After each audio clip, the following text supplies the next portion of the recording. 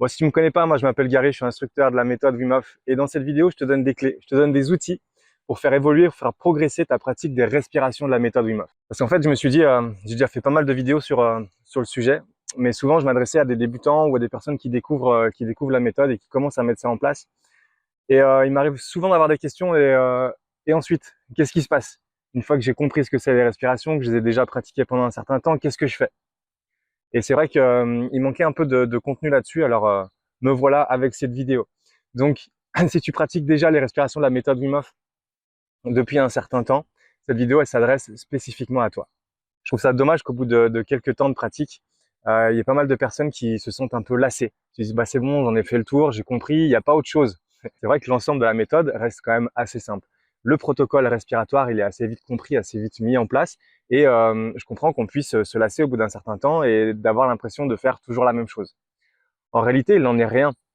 Même si c'est un seul exercice, il y a une telle profondeur là-dedans qu'on peut aller chercher des choses différentes à chaque fois. Et on va voir ensemble justement dans cette vidéo comment faire évoluer ta pratique vers quelque chose d'encore plus intense et d'encore plus profond. Peut-être que tu vas te reconnaître dans ce que je vais te raconter là maintenant, mais qu'est-ce qui se passe au début? Quand tu commences à mettre en place les respirations Wim Hof dans ton quotidien, eh ben, tu as des sensations qui sont juste dingues. Tu as l'impression de bien progresser parce que tu vois tes temps de rétention qui augmentent, tes sensations qui deviennent de plus en plus fortes, et tu as un ressenti, une énergie, quelque chose que ça t'apporte, ça te paraît juste dingue. Donc ça te donne une motivation, une énergie pour continuer là-dedans. Mais au bout d'un moment, qu'est-ce qui va se passer? Au bout d'un certain temps, ça arrive régulièrement comme disent, ouais, bah moi, mes temps de rétention, ils stagnent. J'ai moins de sensations. J'ai l'impression de devoir toujours pousser plus pour aller chercher les mêmes sensations qu'avant. Que dois-je faire? En fait, l'erreur, mais c'est pas vraiment une erreur, c'est peut-être le piège dans lequel beaucoup vont tomber, c'est de mettre comme marqueur de progression, comme marqueur de réussite de l'exercice, soit les temps de rétention, soit les sensations observées. Et si tu te fixes là-dessus, tu seras forcément déçu à un moment donné. Il y a forcément un moment où tu vas te dire, bah, ça progresse plus ou j'y prends plus de plaisir. Et en fait, c'est justement là, c'est à ce moment-là qu'on a l'occasion de rentrer dans une profondeur de pratique qui est totalement différente. Donc, le gros truc qu'il va falloir que tu retiennes de cette vidéo, c'est d'oublier les marqueurs de réussite liés au temps de rétention ou aux sensations et aller beaucoup plus vers le ressenti. Faire en sorte que ta pratique, elle soit moins machinale, moins protocolée et un peu plus dans ton corps, dans tes ressentis et dans tes sensations un peu plus fines et un peu plus subtiles.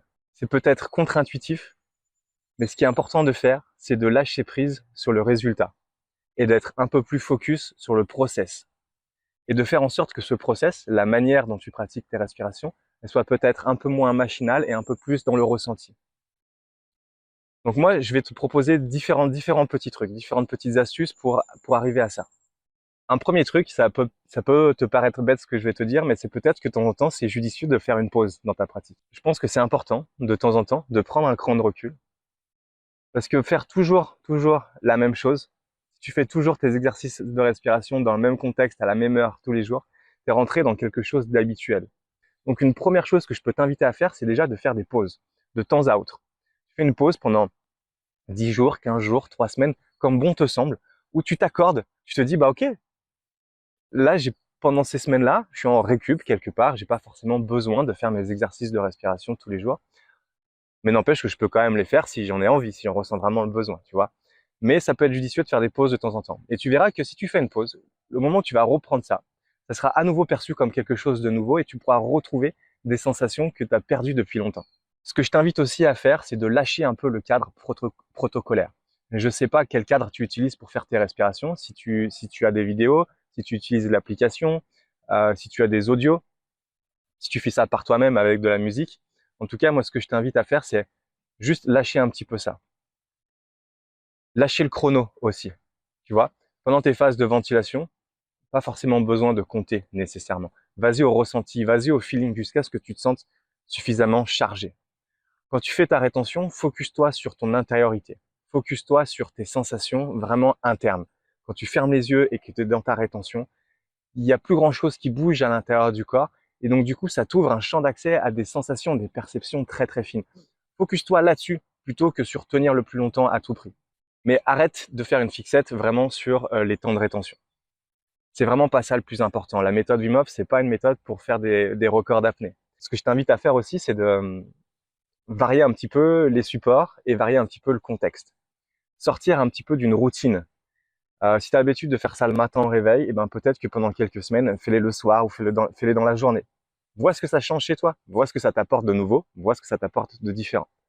Essaye de varier aussi un petit peu les supports. Si tu utilises des audios, bah peut-être passe sur d'autres audios ou enfin, voilà.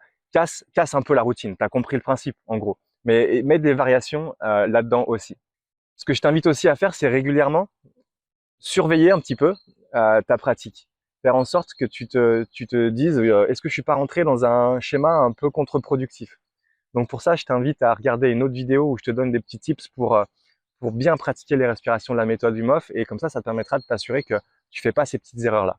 Des fois, il faut pas grand-chose, mais un petit pas grand-chose répété tous les jours, et ben forcément, ça nous décale un petit peu d'une pratique optimale. Ce que tu peux faire également, même si tu as l'impression de bien connaître ça, c'est de temps à autre d'aller refaire un atelier, refaire un stage Wim Hof. Ça te permettrait d'être à nouveau en contact direct avec quelqu'un qui pourra t'aiguiller, quelqu'un qui pourra identifier aussi si tu as pris des petits travers, et peut-être aussi d'apporter des notions nouvelles que tu n'as encore jamais eues jusque-là. C'est-à-dire que faire des respirations de la méthode Wim Hof, c'est une excellente chose. Je t'invite aussi de temps en temps à explorer d'autres pratiques en matière de respiration. Donc pour ça, tu trouves déjà plein de supports. Et évidemment, je peux te dire aussi de venir sur un de mes webinaires. Une fois par mois, je fais un webinaire respiration, c'est totalement gratuit. Et on explore justement ensemble plein de méthodes de respiration, et aussi on apprend comment remettre une respiration purement fonctionnelle. Et ça aussi, ça peut être vraiment un levier de progression assez énorme dans ta pratique de la respiration de la méthode Wim Hof. C'est si tu améliores ta respiration fonctionnelle, c'est-à-dire la manière dont tu respires tous les jours sans avoir à y penser. Si tu améliores ça, tu peux améliorer profondément aussi ta pratique dans la méthode Wim Hof, toujours. Pour conclure, j'ai envie de te dire un truc, c'est que pour la respiration de la méthode Wim Hof, en tout cas le protocole de base, même si ça peut paraître quelque chose de très mécanique, tu peux pratiquer pendant des années et des années et des années sans refaire 2 fois la même session. Il y a tellement de petites variations possibles que tu peux aller explorer ces outils-là vraiment pendant très très très longtemps. Et tu vas voir aussi qu'au fil du temps, ton approche va évoluer elle aussi. Et que c'est important de se dire qu'on ne fait pas toujours la même chose. Si je fais un parallèle avec la course à pied, par exemple, eh ben, si tu fais tes 3 entraînements les mêmes chaque semaine, le même jour, à la même heure, au bout d'un certain temps, c'est sûr que tu vas t'en lasser. D'accord? Donc, si tu veux faire évoluer ta pratique, fais évoluer aussi la manière dont tu l'appréhendes. Voilà. Je te remercie d'avoir suivi cette vidéo. Je te dis à très bientôt. Inscris-toi pour le prochain webinaire respiration, et puis à très vite.